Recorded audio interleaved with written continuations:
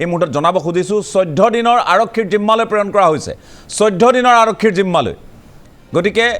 ডাঙৰ খবৰ 14 দিনৰ আৰক্ষীৰ জিম্মালৈ শ্যামকানু মহন্ত আৰু সিদ্ধাৰ্থ শৰ্মাক ইতিমধ্যে প্ৰেৰণ কৰা হৈছে অগ্নিপ গগৈ আপোনাৰ কাষলৈ আহিছোঁ অকণমান প্ৰথমে এটা খবৰটো খেলিমেলিকৈ আহিছিল এতিয়া খবৰ নিশ্চয় খবৰ নিশ্চিত খবৰ 14 দিনৰ আৰক্ষীৰ জিম্মালৈ দুয়োকে প্ৰেৰণ কৰা হৈছে হয় 14 দিনৰ আৰক্ষী জিম্মাত প্ৰথম অৱস্থাত দিয়া হৈছে শ্যামকানু মহন্ত আৰু সিদ্ধাৰ্থ শৰ্মাক গতিকে এই 14 দিনৰ ভিতৰত আৰক্ষী তেওঁলোকৰ পৰা কেনেকুৱা ধৰণৰ তথ্য বাহিৰ কৰিব পাৰে সেইটো আটাইতকৈ গুৰুত্বপূৰ্ণ প্ৰশ্ন হ'ব কিন্তু বৰ্তমান যিহেতু মই এই কনভয়টোৰ পিছত আছোঁ বৰ্তমান অৱস্থাত CID কাৰ্যালয়লৈ তেওঁলোকক লৈ যোৱা হ'ব আৰক্ষীয়ে কোনো ধৰণৰ সুৰুঙা তাত ৰাখিব বিচৰা নাছিল এই দুজনৰ নিৰাপত্তাৰ ক্ষেত্ৰত এটা বিৰাট কনভয় এটা বিশাল আৰক্ষী দলৰ বেষ্টনীৰ মাজেৰে তেওঁলোকক লৈ যোৱা হৈছিল যাতে কোনো লোক উত্তেজিত হৈ নপৰে আৰু শ্যামকানু মহন্ত আৰু সিদ্ধাৰ্থ শৰ্মাৰ ওপৰত যাতে কোনো ধৰণৰ অপ্ৰীতিকৰ ঘটনা সংঘটিত নহয় বৰ্তমান গণেশগুৰি ফ্লাইঅভাৰৰ তলত এই কনভয়টো আহি পাইছে আৰু যিহেতু মই পিছে পিছে আছোঁ বৰ্তমান অৱস্থাত প্ৰচণ্ড বৰষুণ আৰু এই প্ৰচণ্ড বৰষুণৰ মাজত লৈ যোৱা হৈছে এতিয়া মানে মূল প্ৰশ্নটো হৈছে CID কাৰ্যালয়লৈ নিয়া হ'বনে নহয় যিহেতু ফ্লাইঅভাৰ তলত এতিয়া আছে কিন্তু আটাইতকৈ ছেফেষ্ট প্লেচ বুলি ক'ব লাগিব তেওঁলোকক ৰখাৰ ক্ষেত্ৰত CID কাৰ্যালয় আটাইতকৈ উপযুক্ত হ'ব কাৰণ DGP কাৰ্যালয় তাৰ কাষতে আছে আৰু DGP কাৰ্যালয়ৰ ফালৰ পৰা কোনো লোকক তালৈ প্ৰৱেশ কৰিবলৈ দিয়া নহ'ব কনভয়টো ইতিমধ্যে গণেশগুৰিৰ তলত আহি পাইছে গণেশগুৰি অভাৰব্ৰিজৰ তলত গতিকে প্ৰথম অৱস্থাত ক'লৈ নিয়া হ'ব সেইটো লৈ এটা প্ৰশ্ন এতিয়াও আছে কিন্তু এই কনভয়টো কোনফালে গৈছে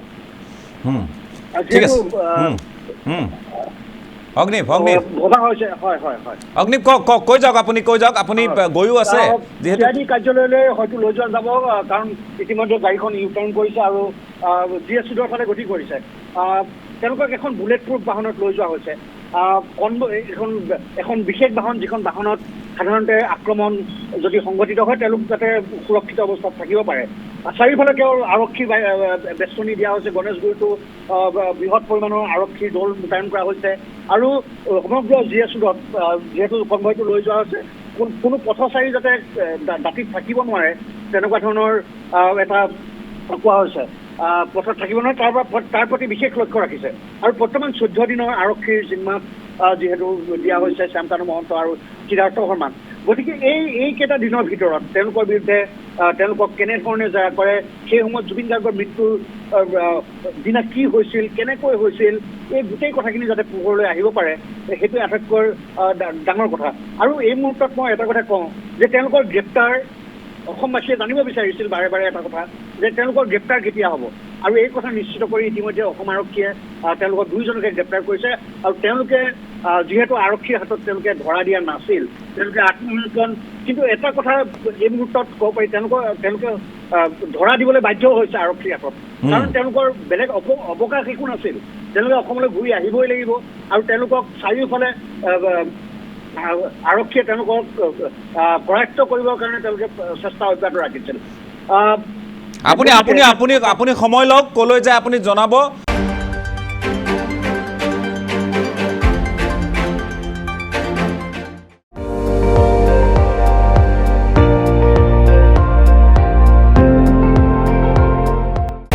আপুনি চাই আছে ND24